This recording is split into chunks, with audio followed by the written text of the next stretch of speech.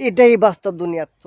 দাদা ভাইকে নিয়ে, আমার বন্ধুদেরকে নিয়ে, আমার বাদারকে নিয়ে আমায় আছে কিছু একটা কথা বলবো।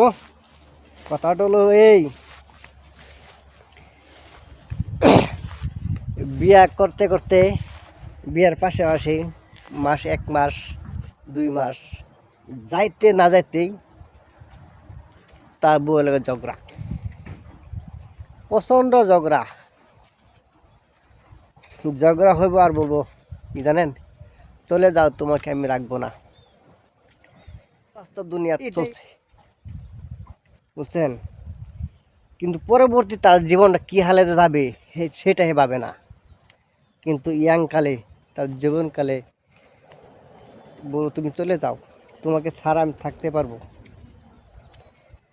কিন্তু তার যে সময় বয়স 60-65-70 মান হয়ে গেল,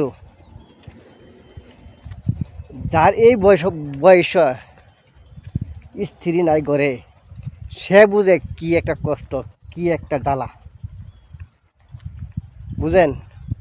সেই সময় তার ইয়াংকালের কথাটা তার বারবার মনে পড়ে, তার বারবারে তার কাঁদাই যে আমি একসময় আমার কথার দ্বারাই আমার স্ত্রী চলে গেছে আমার কাছ থেকে, আর আজকে আমি নিঃস্ব হারাই গেলাম, আমার পাশে আছে কেউই নাই। এই কারণে বলি, স্বামী স্ত্রীর মাঝে অল্প স্বল্প এরকম হতে পারে, কিন্তু কাউকে ছেড়ে কেউ চলে যেতে নাই।